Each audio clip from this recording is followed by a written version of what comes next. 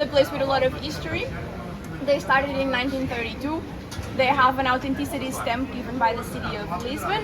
You can see right here on this right corner. It's something that you should look for in your time here in Lisbon. Several places have it, and it tells you that the place has been around for at least 25 years with the same business going on. It's like an authenticity stamp. This place has been here for way more than 25 years, and yeah, that ensures them some quality. What we are having here, it's super traditional from Portugal. We are having a pork sandwich called bifana. It's very tender meat because the meat is put into wine and garlic the previous night. It's marinated, soaks all the flavor. Next day is cooked in the pan. It's so traditional from Portugal that even McDonald's copied. So we had a Mac bifana in Portuguese McDonald's. And we normally pair this with our beer. We have two brands of beer, Superboc and Sagres. People tend to agree that Superboc is the best one, and you will notice Superboc is everywhere. Like everywhere, they sponsor everything. There's Superboc Super Rock, a music festival, and there's now also happening Super Boktoberfest. So yes, they have great marketing. That's the recommendation here. The non-alcoholic option is, of course, soft drinks that you can always have, and there's also fruit juice, a brand named Home Paulo. That's very good fruit juices from fruits from Portugal.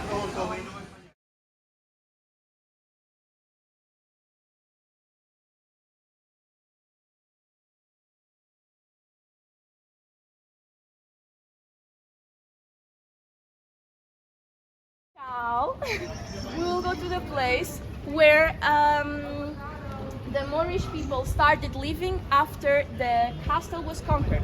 So in 1147, Lisbon became a Christian city, but the people continued to live here, and they lived especially in Moraria area, the neighborhood that we'll be visiting now.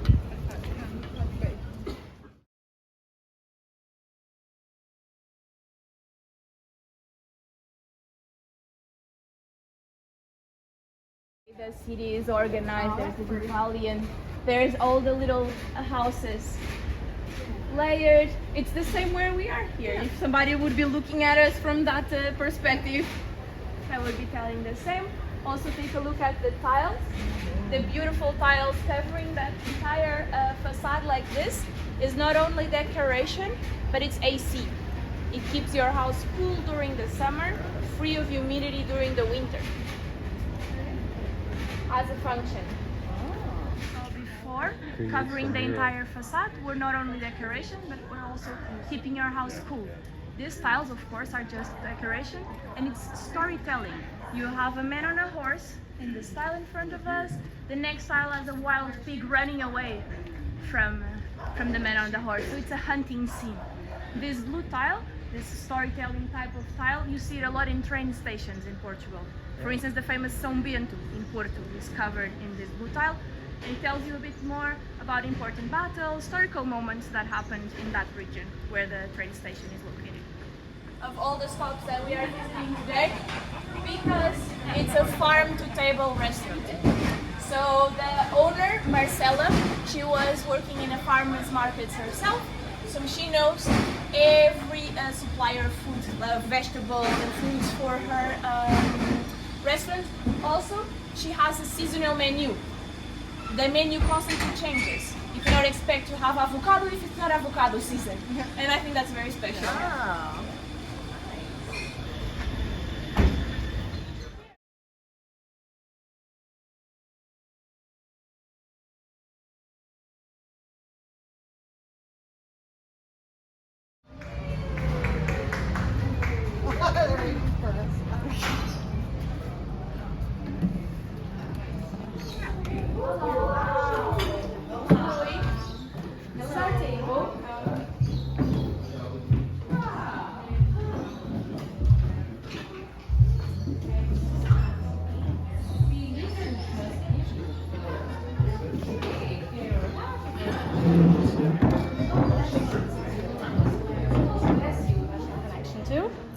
You start eating this as a kid, and in lots of places it replaces bread. But in Brazil, it's often served plain, or maybe with jam or butter if it's a breakfast thing. Here we serve it with a red onion confit. So it's onion that's been cooked over 5-6 hours on low heat with very good olive oil and red wine, port wine, and herbs. So it gives a little Portuguese touch. But this in Brazil would probably be considered really weird. We think it's a really good combination. The ones we serve, the little breads we serve here, I serve plain, and then the confit is part of another dish. We just put this together for the group. So, It's delicious. it is so good. So like Catarina said, this is a relatively new place, 11 months old now. And besides being a bistro, we also have the small shop, and we host exhibitions and events. There's going to be more and more of that happening after summer. I do not serve traditional Portuguese food, and in fact our menu is 90% vegetarian, which is the most un-Portuguese. But the things that besides the wonderful seafood, the really great pork and ham, the Portugal produces all this wonderful oils like olive oil, and potatoes, and there's just a lot of really produce, and that's what I try to highlight because I feel like that is very. People really fish and meat. Our menu is highly seasonal, so it's about to change again because everything's changing now. And when you have the fish, try the olive oil we use. One of the olive oils we use in the kitchen. This is a very subtle one that's meant to be raw and just finalize a dish or just to dip your bread in. You don't want to cook with this. It's 0.1% acidity, so it's very, very delicate. And it doesn't have a strong olive flavor, which is I like as well, but this is more versatile when it comes to it. So it's produced in the Douro by an organic family farm. So feel free to dip your bread, and I'll get you some wine. Oh.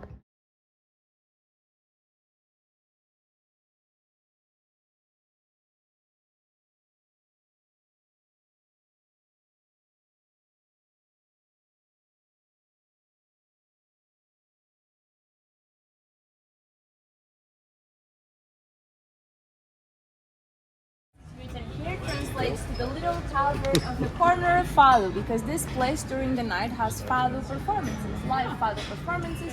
Normally starts around 8:30.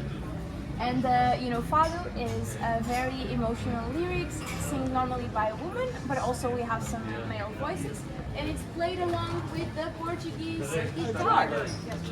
At the wine room, we have some fishing nets, a lot of random objects that were like gifts from friends. Here we start being more music related.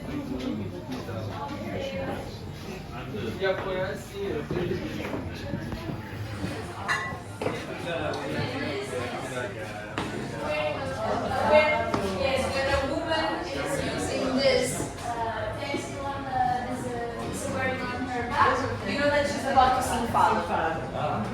Normally the Fado singers have this. We have reservations. The winery places around here in Lisbon. So they bring the grapes and they do it here. The label doesn't tell you much, but you can only buy it here in this restaurant, and it's a good meal wine, a wine to go along with the food. It's very dry, it's not like sweet, sugary wine. So this is the recommendation. Again, if you prefer to have white, you can have white. If you would rather not have alcohol in this stuff, it's also possible. We love bacalhau, but bacalhau doesn't come from Portuguese seas.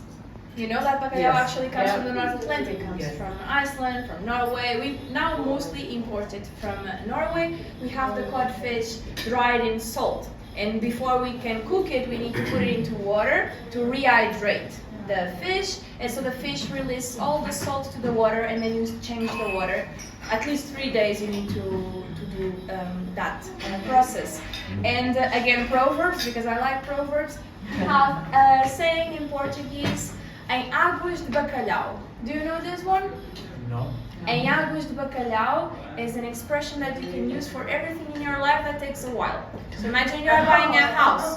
Did you buy the house? Did you buy the house already? You can answer, you can answer me. Don't worry about it, I'll eat it for you to turn it over. You don't Sorry? worry. I'll eat that for you, 'cause I know it's turned over. No, it's okay, it's okay. Thank you so much. So, we have this expression, águas de bacalhau, and you can use it for everything. For buying a house, you still didn't buy the house, you can answer back, oh, it's in waters of codfish. In waters of codfish. Yes. Or you had a fight and ask you, oh, like, are you friends again? Like, is everything solved? You can say like, what águas de bacalhau, waters of codfish. And every Portuguese person will understand that that takes a while. You cannot just grab the bacalhau and cook it. You need to go through a process. It takes a while. This the recipe, bacalhau à Brás, you can find it online, and I would challenge you to try to do it at home. It's really easy, and it's one of my favorite dishes. It was actually what I had when I got back from my school. My father does really good. This is onions and olive oil, the start of any recipe, right? And then normally we have onions and olive oil, and then we decide what we want to cook, right? Then we have the codfish boiling aside. We choose all the bones and we shred it. We put it together with the onions and the olive oil, and then we use something that for you is a snack. For Portuguese people is an entire section of the supermarket. Shoestring potato chips. We love it. We have we have favorite brands. When we start doing this, of course, people would cut and fry the potatoes, but now people don't have time, so there's brands that specialize on the potatoes for this recipe. Then we have scrambled eggs that blended all together. We use the waters of the pot, this water where we boil the pot, to give flavor, a bit like a risotto, that we use the water. And then we do this little cake and voila. The salad has honey mustard dressing. That's good. It's really good. Saúde is like the Francis salad. Saúde means health. But we also say a nossa. A nossa means to us, to the people cheering. A nossa.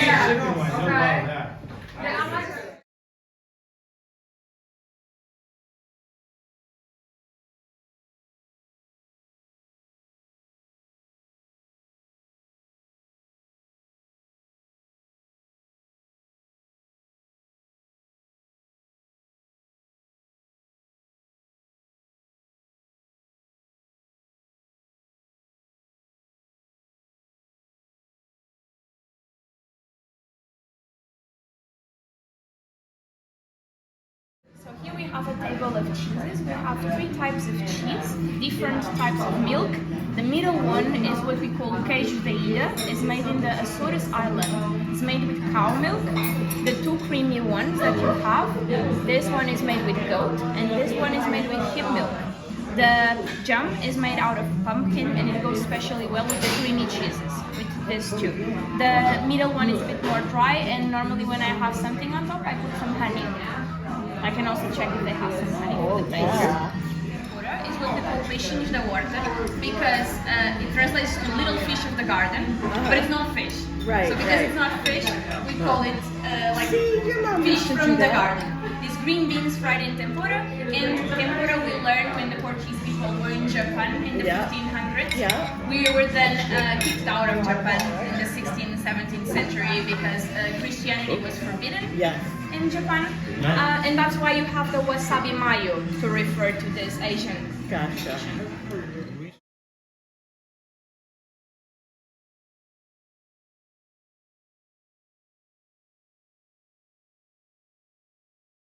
This one right here, I feel like a special love for that. You have cinnamon powder that you can put on top that makes it better. Girl, just grab it now. I'll grab one from her. Cinnamon is actually good for you. Very healthy. Oh, I like cinnamon. Cinnamon? Get in there, girl. Get in there. Okay. I don't want to upset the apple cart. I know, right? We've got to be perfect. That's right. Balanced. Keep whatever balance I have left. There's custard tart here, everyone. 27? No, I'm definitely. 27? Go get your one. Go get your one. I didn't realize this was a commitment. Yeah, do you want some cinnamon on there? It is. Thank you. Almost there, almost there. You have a napkin here? It does, but you lost your chance. Now custard tart. Do you know the history of the custard tart? No. You know why it was created? So custard tart was created in Belém where we have a big monastery, Mosteiro dos Jerónimos, and there the monks and the nuns were using egg whites to starch their clothing. And because they were using the egg whites, they had extra egg yolks. And that's the main ingredient of custard tarts in Portugal, egg yolks. This is what we call a sweet from the convent, doce conventual. And any sweet from the convent, not only a custard tart, but the sweets that we have around Portugal, have as main ingredient the egg yolk for this reason, because they just have way too much custard tart. The custard tart that we are having is really good because it's still warm. They are still doing it, constantly doing, and that's what you want to look for when you are looking for a place to have custard tart. Look for the places that bake the custard tart, because you'll have the best one with the crunchy outside, the creamy inside. After a couple of hours, it's not the same thing, and the cinnamon powder really makes a difference. Also, the caramelized top. So custard tart is a bit like a creme brulee. You want to have the caramelized feeling of the burns around. We have a competition, water. We have a competition every September for the best custard tart. And this place won the first prize in 2019. Even over. Yes. This place is called Pastelaria Sant Antonio. It honors Saint Anthony. Saint Anthony is the matchmaker of Lisbon. And you have over there their slogan: eat a custard tart and ask Saint Antonio for a miracle. The miracle is the love of your life. That's the miracle that you are asking. Or another tart. Water.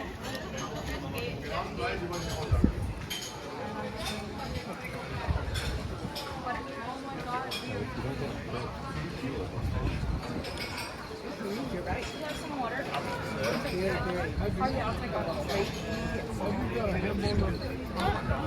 What?